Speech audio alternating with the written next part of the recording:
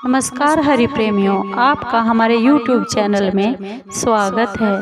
हरि प्रेमियों, कैसे हैं आप? उम्मीद है आप सब अच्छे होंगे। आइए आज का प्रसंग शुरू करते हैं। आज का प्रसंग है बच्छ बारस की कहानी। हरि प्रेमियों, उससे पहले अगर आप हमारे चैनल पर रहे हैं तो प्लीज़ चैनल को सब्सक्राइब ज़रूर कर लीजिए और बेल आइकॉन को ज़रूर दबा लीजिए ताकि आप तक हमारे सारे नोटिफिकेशन पहुंच सके। हरि प्रेमियों, आपका एक भी सब्सक्राइब हमारे लिए बेहद मायने रखता है। आइए जानते हैं बच्छ बारस की कहानी। हरि प्रेमियों, बच्छ बारस का व्रत भादो महीने के कृष्ण पक्ष की द्वादशी और कार्तिक मास के कृष्ण पक्ष की द्वादशी को किया जाता है और बच्छ बारस की कथा सुनी जाती है। इसे गोवत्स द्वादशी के नाम से भी जाना जाता है। इस व्रत को पुत्रवती स्त्रियां पुत्र की मंगल कामना के लिए करती हैं। गोवत्स द्वादशी या फिर बच्छ बारस के दिन गाय और बछड़े की पूजा अर्चना की जाती है।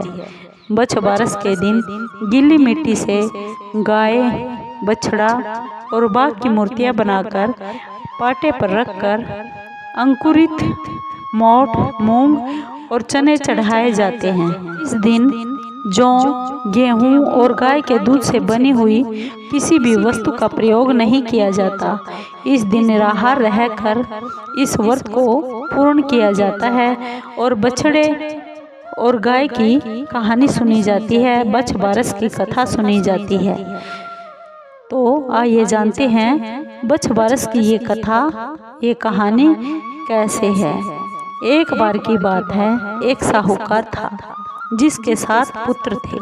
साहूकार ने एक तालाब बनवाया, लेकिन 12 वर्षों तक वह तालाब नहीं भरा।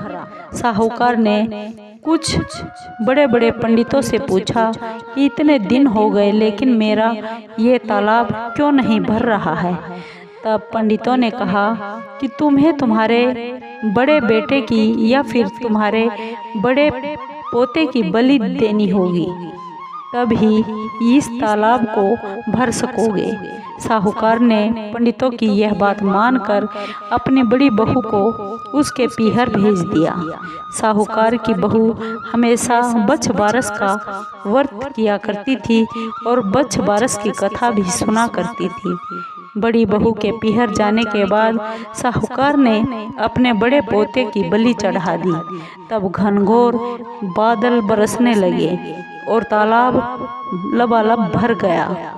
जब साहूकार तालाब की पूजा करने के लिए जाने लगा तो लोग भी उसके साथ साथ तालाब की पूजा करने के लिए जाने लगे। जाते हुए साहूकार ने अपनी दासी से कहा कि गेऊला धानुला यानी चने मोठ बना लेना।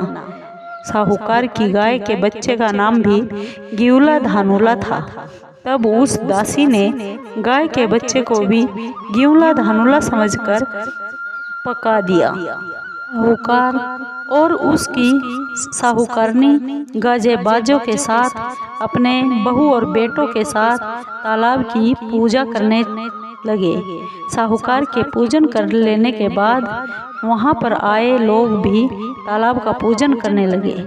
उसी समय जिस पोते की बलि दी गई थी वह गोबर में लिपटा हुआ मिला और आकर बोलने लगा कि मैं भी तालाब में कूदूंगा। उस बच्चे को देखकर साहूकार ने कहा, अरे मैंने तो अभी अभी इसकी बलि दी थी जिससे कि तालाब भरा था, लेकिन गाय माता ने हमारी लाज रख ली और हमारा पोता भी वापस लौटा दिया। अपने बेटे को देखकर बहू भी बहुत खुश हो गई।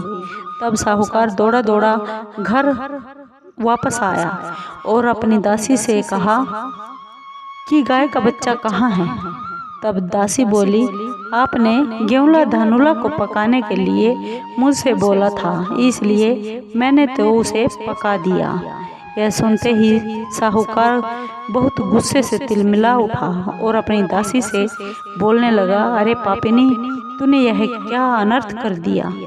एक पाप तो उतार कर अभी आए हैं, उसे पहले ही तूने दूसरा पाप हमारे को लगा दिया। और साहूकार अपना सिर पकड़कर बैठ गया। साहूकार और साहूकारनी सोचने लगे, अब गाय आएगी तो अब उस गाय को हम क्या जवाब देंगे। साहूकार ने एक हांडी में गाय के बच्चे को डालकर खड्डे में दबा दिया। जब शाम को जंगल से गाय माता आई तो अपने बच्चे को वहां पर ना देखकर जोर जोर से रंभाने लगी और खड्डे में दबी हुई हंडिया को वह खोदने लगी। जब गाय ने हांडी को खोद कर निकाल दिया तो उसमें से गाय का बछड़ा बाहर निकल आया। जब साहूकार को इस बात का पता चला तो वह भी बछड़े को देखने के लिए वहां आ गया। तब उसने देखा कि बछड़ा तो गौ माता का दूध पी रहा था। तब साहूकार ने पूरे गांव में ढिंडोरा पिटवा दिया कि जो भी स्त्रियां बछ बारस का व्रत करेंगी, बछ बारस की कथा सुनेंगी, बछ बारस माता उसको वैसे ही बेटा देगी जैसे हम सबको दिया।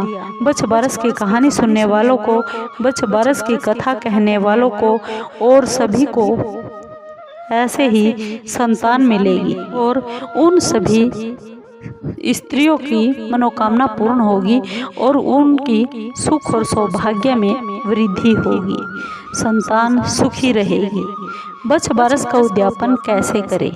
हरि प्रेमियों, बछ बारस का हर वर्ष लगातार व्रत करने वाली जो स्त्रियां हैं उद्यापन करती हैं। कहा जाता है कि विवाहिताओं को उद्यापन जरूर करना होता है।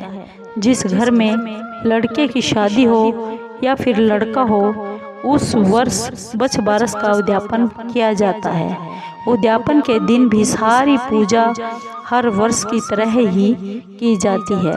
बछ बारस का उद्यापन करने के लिए मक्का, तेल, भैंस के दूध, बेसन, बाजरा, घी, दही से भोजन जरूर करना चाहिए।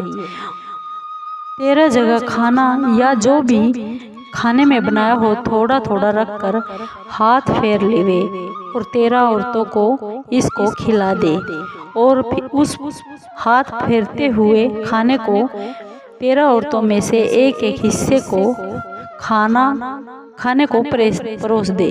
इस दिन गाय का दूध या फिर गाय के दूध से बनी हुई वस्तुओं का बिल्कुल भी प्रयोग नहीं किया जाता।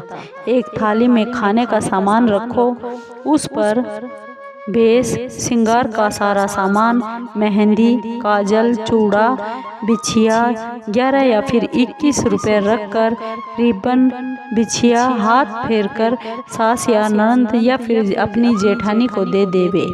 एक थाली में खाना देवर या जेठ या को खिला दे और 5 रुपए या फिर श्रद्धा सामान जो भी हो नारियल के साथ दे दे। खाने वाली स्त्रियों को एक एक प्लेट या फिर प्याला दे दे, जैसी अपनी क्षमता हो। हरि प्रेमियों, अगर आपको ये वीडियो पसंद आई हो तो प्लीज़ चैनल को सब्सक्राइब करें, लाइक करें, शेयर करें और कमेंट ज़रूर करें। हरि प्रेमियों, जय श्री कृष्णा।